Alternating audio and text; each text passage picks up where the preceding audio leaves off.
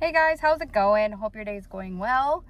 I decided to do a bonus episode. I am on my lunch break, so I just figured I'd sit here and I'd chat with you guys for a little bit. So I will link it in the bio. I started a buy my coffee link channel thing. So that's just a way like for my supporters to show their support if they want to, or my viewers. Nothing's obligatory. Okay. I'm never going to demand, I'm not charging people to watch my content. So if you want to support this channel and you like the work that I do, then that's just a great way to help support my channel. A lot of work and effort goes into it. There's a lot of late nights, a lot of early mornings. Link in the bio. So anyway, let's get into what I was going to talk about. So yeah, obviously I'm not at my computer or anything, so I'm not going to be like pulling up anything. This is really just kind of more of like a recap and just kind of my personal opinion on the whole Timmy Turner case and how this has been turning into, really. None of it was expected. I didn't go into this expecting to learn about the Boule or essentially like all these secret societies. Like I knew going into it that I would probably find more information than what the media was giving us, just because a lot of times it's so in your face. Like it's so obvious, but because you're not looking for it, you don't find it. And unfortunately, because we are 8 years out from this story, a lot of it has already been deleted, scrubbed. So yeah, but also, so there's like kind of pros and cons to being this far out of the story. So one of the cons is that, yeah, some important information has probably been deleted. The pro, or one of the good news things, would be that because we're so far out, there has been a lot of people that I do feel either know more information or potentially were involved in either the event itself or the cover-up of the event. Because it kind of was like a closed case and people just kind of moved on.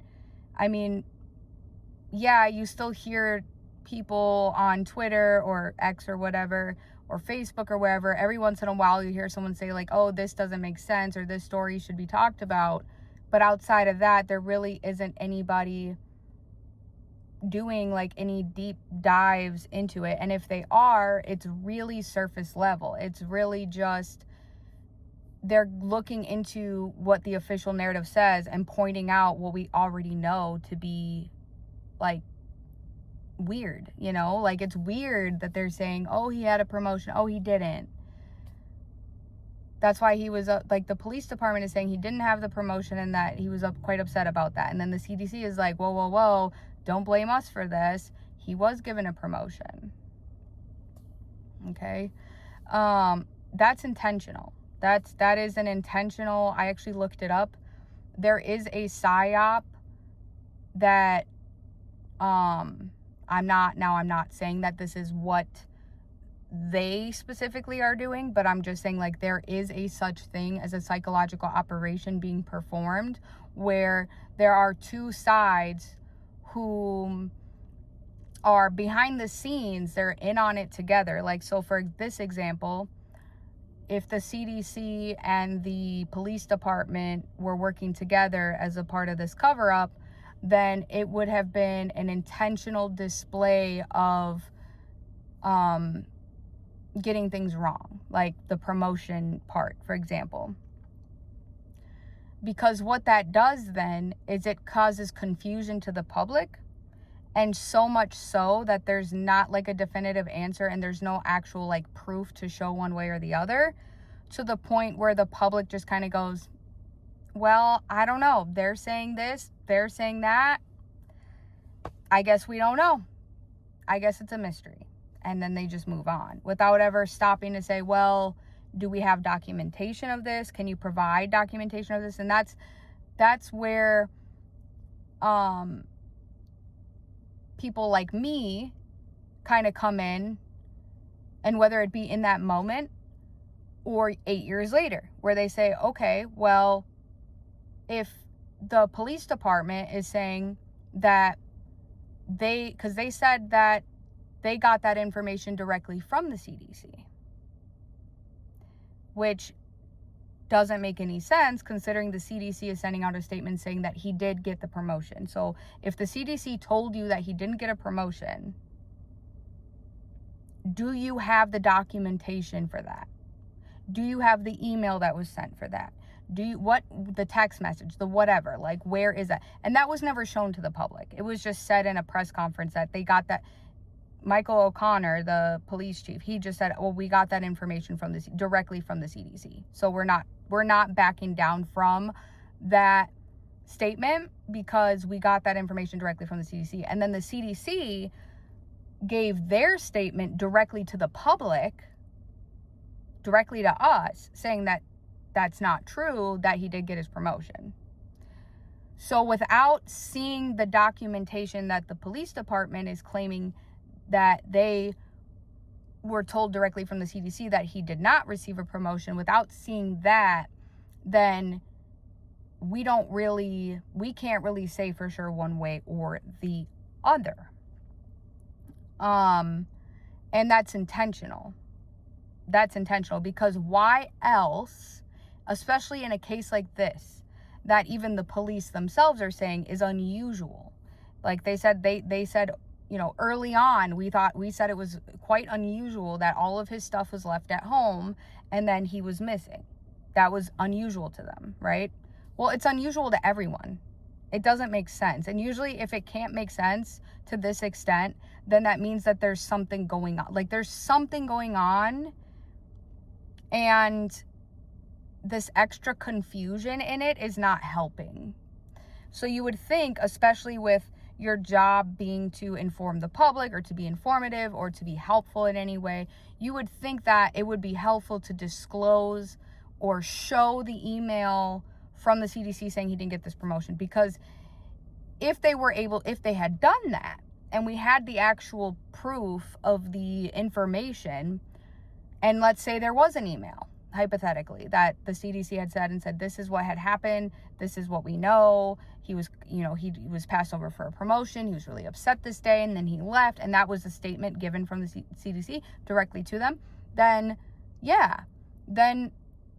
at that point, we would be then focusing on the CDC and questioning, okay, well, somebody sent this statement to the police department, and now you're contradicting yourself. So now it's not the PD and the CDC contradicting each other, it's you contradicting yourself. So why did you say that? And then now you're saying something different. Did you lie intentionally? Was that a mistake? What happened there? And then we would be able to investigate that further and then try to see if, what the case was. Was it an intentional lie? Was there some sort of conspiracy? Did the CDC have something to do with that? But we will never get to that point because the PD never released any sort of actual documentation of this direct statement from the CDC that they got that he didn't get a promotion. And again, so that ties back into what I was saying earlier, is that there is a psychological operation where two entities who are actually behind the scenes working together for a cover-up will intentionally contradict each other to create confusion, to create mystery, so that there isn't, because they might say one of them is telling the truth and one of them is not, and the truth is in there somewhere, but people will just never know then. So one of those statements is true, essentially, if we go by that theory. Now, I know that his father, Terrell Cunningham, did come out and say he was also advocating, that is a lie. He did get his promotion. I have pictures of it. And he showed pictures of them the previous July of him with his son. It was a very proud moment for him. It was a very proud day. Okay, so I don't know if if it could have something to do with that, where like maybe they came out and said, oh, it was because he didn't get a promotion, and maybe his father, who may or may not have some influence in this industry, he did work for the FDA. So I do think that might have something to do with it. He's also in the military, and he also appears to be potentially involved in secret societies. So with that being said, could it have been a pride thing for the father? Could it and does he maybe have enough power in that situation to say, don't try to cover this up. Like, it's one thing that you guys, took my son away, but at least let us have some dignity, and don't try to take away his flowers, so to speak. Like, don't try to say that he, because you can tell that they're very prideful, and it's how important, like how successful they are is very important. And I think it's very important to them just individually, because who doesn't want to be successful, right? But it's also very important as far as their secret societies go, because in a lot of these secret societies, you don't even get into them if you're not successful. Like, the process in getting into these societies is very vigorous. It's very time consuming, and you have to meet certain requirements. You have to be professional. You have to talk a certain way. That's why when you hear his father talk, he sounds very articulate. And that is this is my opinion, by the way, this is likely from extensive training and grooming to speak in a manner that is very professional all of the time, even in serious situations. Okay, like his son is missing, and he's giving statements to the press. Like, he'll say something like his automobile is exactly where he left it. It's almost like he's saying it as if he's giving a professional report. He's not saying it like a scared, concerned father. It's like he's giving a documented professional report, as if like he's one of the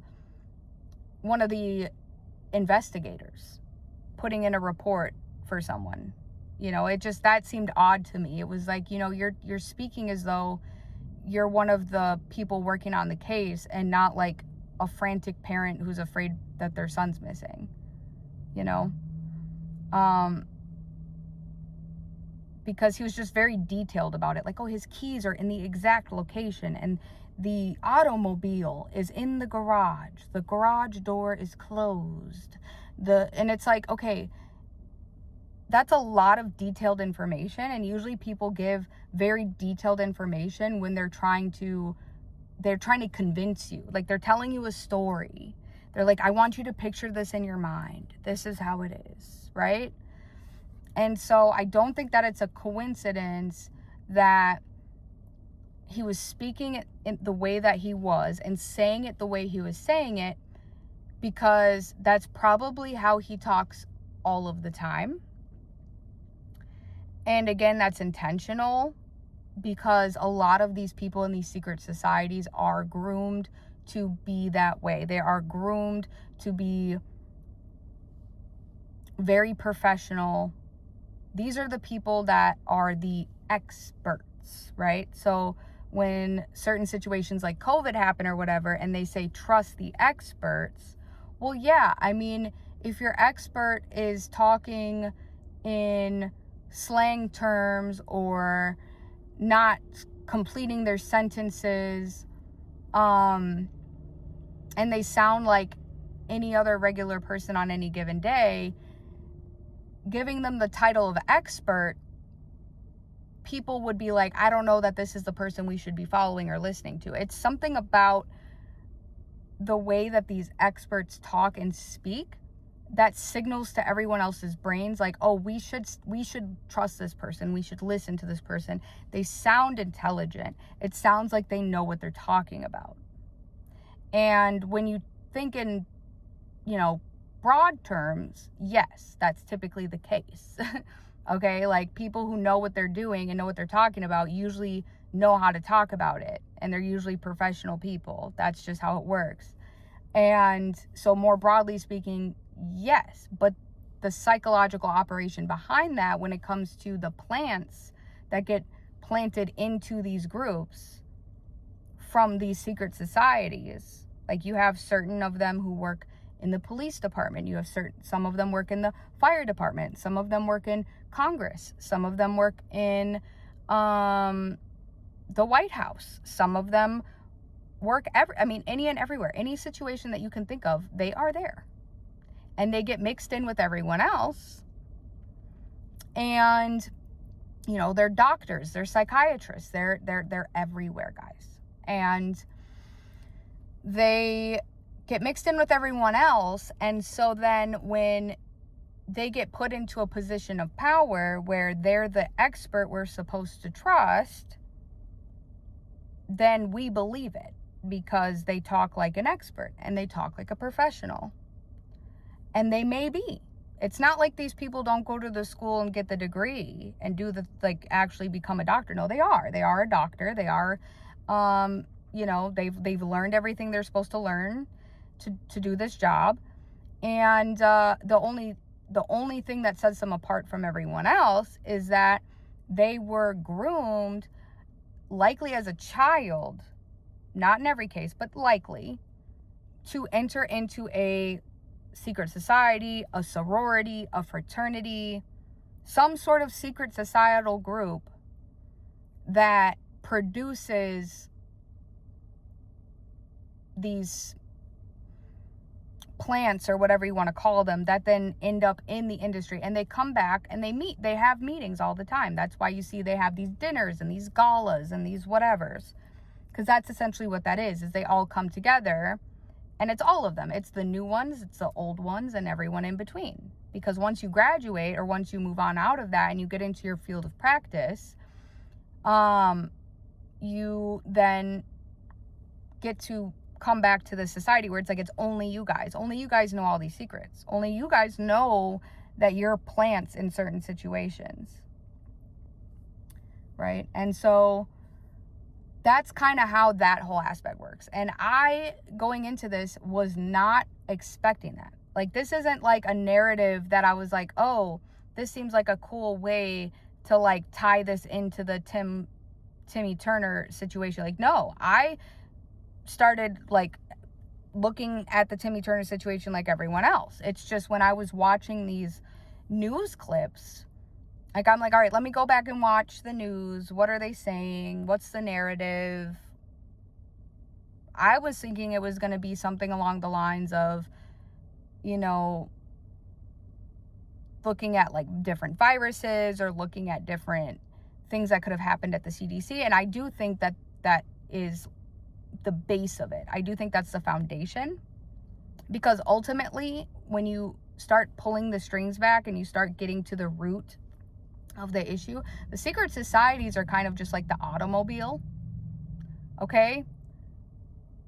But the driver of the automobile is something entirely different.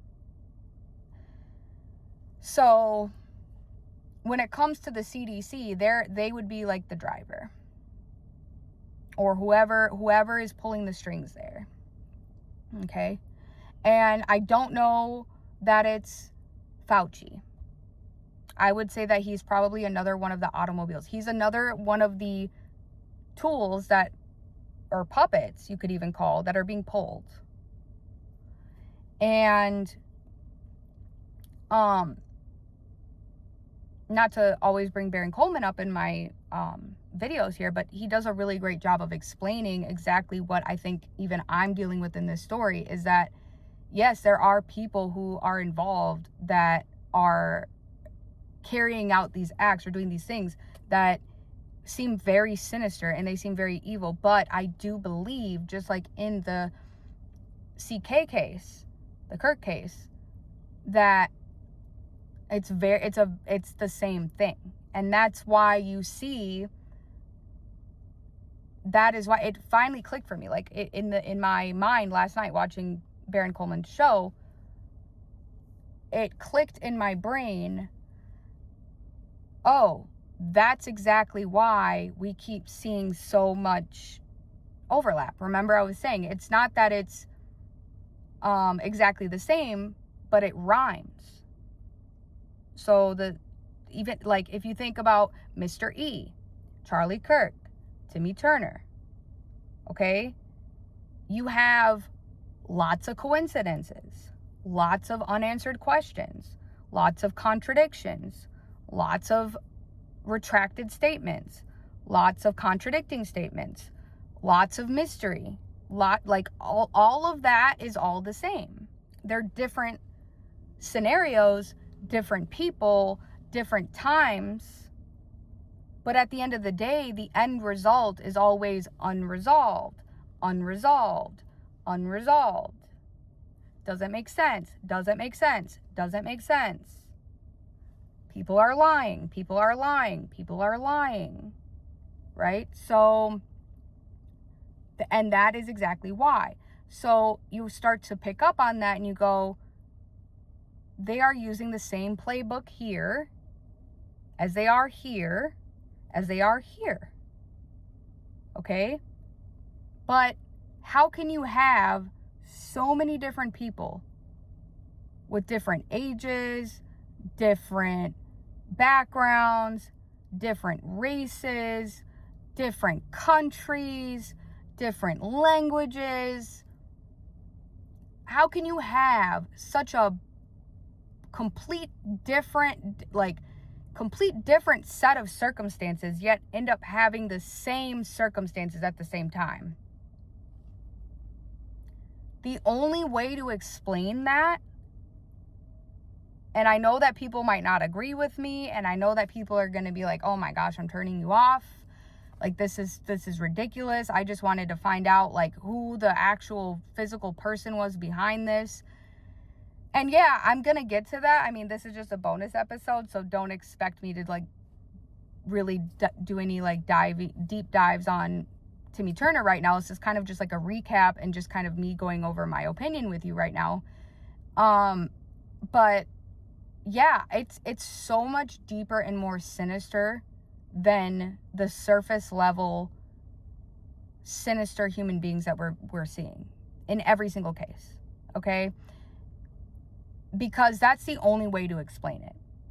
It's not human. It's not human. And I know that there are people who are going to say, I'm not religious, I'm not Christian, I'm not anything. I'm atheist, whatever. And it's like, okay, I understand that.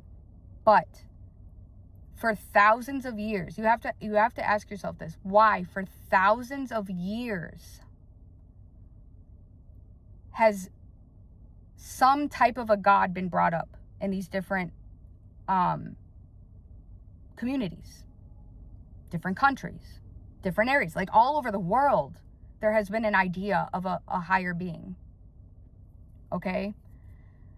And we know, like, this is the thing, is like, we know, even atheists know, like, they're not telling us the whole truth about anything. So if they know that there's a higher being, what makes you think that they're going to tell us the truth about that? And wouldn't it make more sense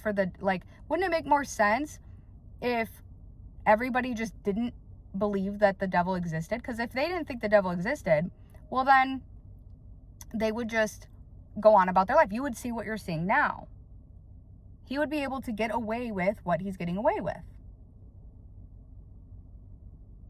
They say the greatest trick that the devil ever pulled was, convincing people that he doesn't exist.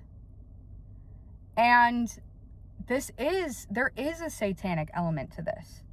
Because when you look at Joe Carlos, for example, whom, by the way, still has not reached out to me. And honestly, if I was his lawyer, I would probably give him the same advice. I would probably tell him, don't even respond.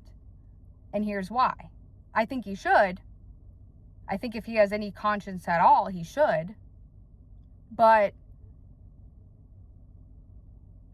here's why. Because number one, my channel isn't that big. Okay, I have like 89 subscribers, and I might have less after this episode. But I don't get a ton of views. So it wouldn't make sense, because nobody's really gonna see this right now. And I say right now because I fully believe that at some point, this is probably it might not go viral today. It might not go viral tomorrow. It might not go viral next year or the year after that. It might be 10, 20, 30, I don't know how many years. But the truth will only be buried for so long. You can only run away from the truth for so long before somebody like me comes around and is like, that doesn't make sense. And why doesn't that make sense? I'm going to ask why that doesn't make sense. Can you please explain to me why you said this or why you did this? Why did you delete this picture? This picture is what? It was a picture from 2012. It's now 2026. So we got about like 16 years, right? Something like that. Over 10 years old. Like, what would compel you to, out of the blue, delete a picture that's over 10 years old randomly? If you weren't trying to hide something. Like, nobody does that. Nobody goes into their Facebook and is like, oh, I'm going to go find a picture of myself or my family that I posted from 15 years ago, and I'm just going to delete it on a random Tuesday just because. Like, nobody's doing that. You did that for a reason. And obviously it's too late because I already had it. You didn't know I had it. And now you have to explain why you deleted it. And I think that's beautiful. I think God works in I think his timing is perfect. I think that he uses me. Actually, I know he does. He uses me to tell the truth. And he picked this time in this day and age to be able to do that, because there is no better time right now than with everything that's going on right now. Everybody's eyes are being opened. Everybody is realizing what exactly is going on. And so, like I said, the truth can only be hidden for so long before people start to pull back the layers and the truth will be known. What is done in the dark will be done in the light, or will be brought to the light. Okay? So with that being said, back to what I was saying, I do think that there is something more sinister here, okay? Like I was saying with Joe Carlos, number one, just him avoiding is one thing, but number two, and just so you know too, not saying something is saying something. Not saying something is saying something, because number one, the fact that you deleted it, like I said, nobody's going back and deleting stuff from 15 years ago for no reason. So that tells me that you saw my episode. You saw my episode where I brought up your sister-in-law by mistake, and you went back and deleted that photo for a reason. So you saw it, which means you're still seeing what I'm posting, and you're choosing not to respond. So that means that you're just choosing not to respond. Why wouldn't you just come out and explain it? The fact that you didn't, and the fact that you still haven't reached out to me, is a response. It's basically like, oh, I'm caught. In a way. Maybe not, allegedly, perhaps, I don't know. But typically people, if they weren't trying to hide something, they would just come out and be like, oh no, I just was clearing out stuff, must have coincidence, it was at the same time, I don't even know who you are, I never saw that, but someone sent this to me and I just thought it would, I should probably mention it, because I don't want you thinking that I'm hiding something or whatever, like that would have been a response. I'm not saying that I necessarily would have believed it, but no response is, technically it's a response. So take that with what you will. Maybe someday he'll be forced to respond, because at some point, like I said, I do think that this will gain traction. There is going to be other people that are going to look into this case. They're going to find my videos. They're going to be like, wow, that makes a lot of sense. And why didn't you respond? It's going to blow up. It's going to go viral. And people are going to start asking, just like they did with Andrew Colvett. They're going to be like, are you going to tell us about this plane? Were you on this plane? Were you not on this plane? What's going on? And it's going to get to a point where, like, you can't avoid it. So the time is running out on that. Like I said, I don't know if it's going to be today. I don't know if it's going to be tomorrow. It might not even be 10 years from now. But at some point, the truth is going to come knocking at the door. So